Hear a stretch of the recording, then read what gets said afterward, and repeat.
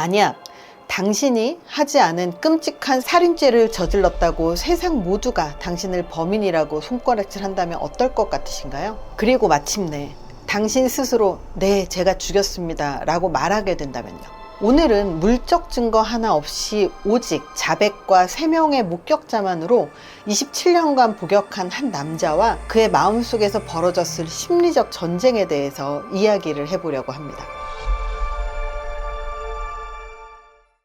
시간은 1998년 1월 3일 평화로운 토요일 오후로 거슬러 올라갑니다. 대구의 한 동네 장미 비디오 가게에서 30대 여주인이 6살 아들에게 짜장라면을 끓여주고 있었습니다. 바로 그때 가게에 들어온 의문의 남성이 휘두른 흉기에 그녀는 13차례나 찔려 비극적으로 생을 마감합니다. 울면서 이웃의 가게로 뛰쳐나온 아이의 외침. 강도가 우리 엄마를 찔렀어요. 평화롭던 동네에는 순식간에 공포에 휩싸였습니다. 보름 전에도 인근에서 연쇄살인 사건이 있었기에 주민들의 불안은 극에 달했죠. 경찰은 대대적인 수사에 착수했지만 현장은 너무나 깨끗했습니다. 범인의 지문, DNA, 심지어 범행 도구인 흉기조차 발견되지 않았습니다. 유일한 목격자인 6살 아들. 하지만 아이는 범인이 20대로 보이는 남자였다는 것 외에는 아무것도 기억하지 못했습니다. 사건은 그렇게 미궁으로 빠져드는 듯 했습니다. 그런데 불과 3일 뒤 경찰은 범인을 검거했다며 언론에 그의 얼굴을 공개합니다. 앳된 얼굴의 만 20세 청년, 군에서 휴가를 나왔다가 52일째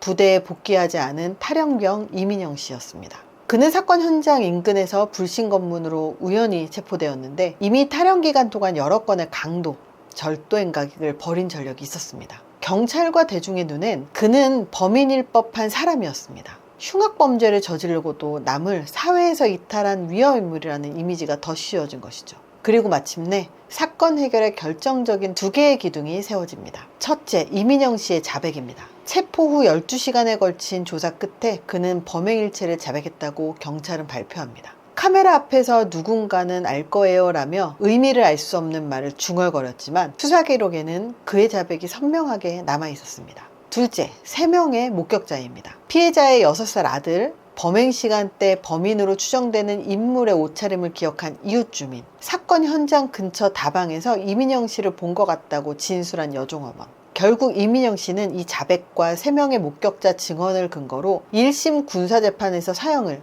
2심에서 무기징역을 선고받았습니다. 물적 증거는 단 하나도 없었습니다. 시간은 흘러 27년이 지났습니다. 48세의 중년이 된 무기수 이민영 씨가 그것이 알고 싶다 제작진에게 옥중 육성을 보내옵니다. 그는 자신의 자백을 모두 뒤집고 살인 누명을 벗고 싶다고 말합니다. 가석방 심사에서 불리해질 수 있음에도 불구하고 재심을 통해 진실을 밝히고 싶다는 그의 주장은 27년 전 경고해 보였던 유죄 판결을 뿌리부터 흔들기 시작합니다. 과연 그 12시간의 조사실 안에서는 무슨 일이 있었던 걸까요? 3명의 목격자가 본 건 정말 이민영 씨였을까요? 네, 이 사건의 핵심은 바로 자백의 신빙성과 목격자 기억의 정확성입니다. 많은 분들이 이렇게 생각하실 거예요. 아니, 자기가 안 죽였으면 끝까지 아니라고 하지 왜 거짓말을 해? 이것은 매우 합리적인 의문이지만 심리학의 수많은 연구들은 무고한 사람도 거짓 자백을 한다는 사실을 명백히 보여줍니다. 허위 자백에는 크게 3가지 유형이 있습니다. 주목받고 싶거나 처벌받고 싶은 욕구 등 내적인 이유로 자백하는 자발적 허위 자백, 그리고 수사 과정의 압박 때문에 발생하는 강요된 허위 자백과 내재화된 허위 자백이 그것이죠. 이민영 씨의 사례에는 이 중 후자의 2가지 가능성을 깊이 들여다보게 합니다. 첫 번째 가능성은 강요된 수능형 허위 자백입니다. 이건 피의자 스스로가 결백하다는 사실을 알면서도 눈앞에 고통스러운 상황을 피하기 위해 거짓으로 자백하는 경우입니다. 생각해보세요.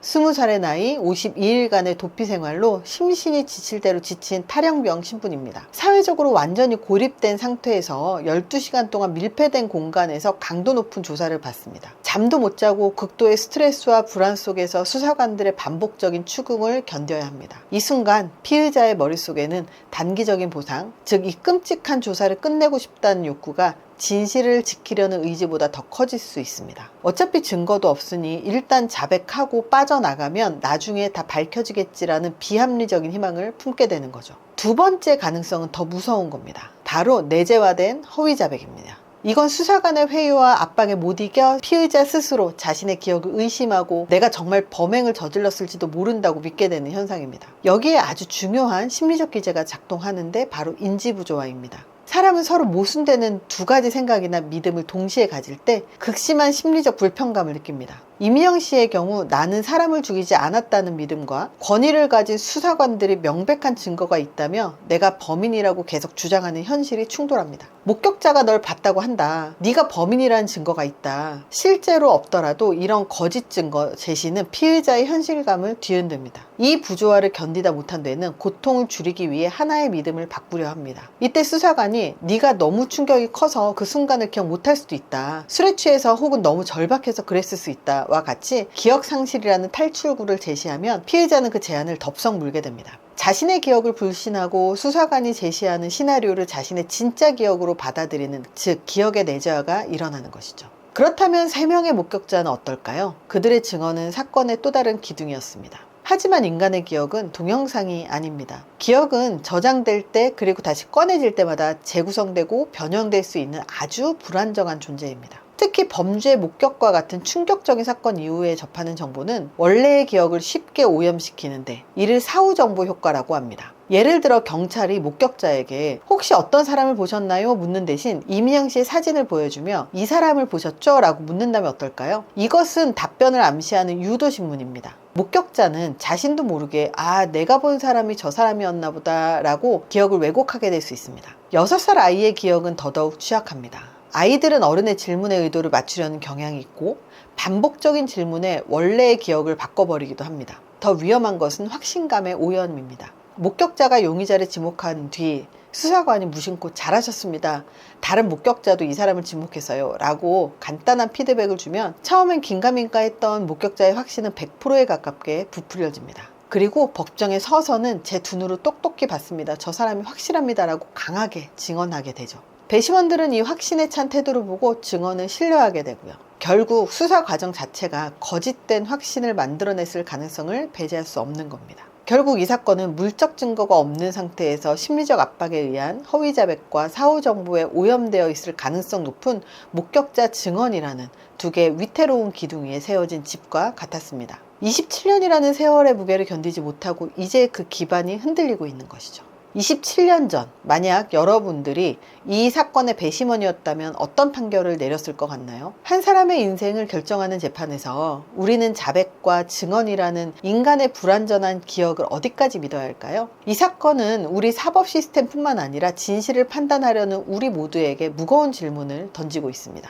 여러분이 생각하는 진실과 기억의 관계는 무엇인가요? 이 사건에 대한 여러분들의 해석을 댓글로 자유롭게 남겨주세요. 오늘 이야기가 우리 사회의 억울한 피해자들을 줄이는 데 작은 도움이 되길 바랍니다. 영상이 도움되셨다면 좋아요와 구독, 알림 설정 부탁드립니다. 다음에도 깊이 있는 심리 분석으로 찾아뵙겠습니다. 감사합니다.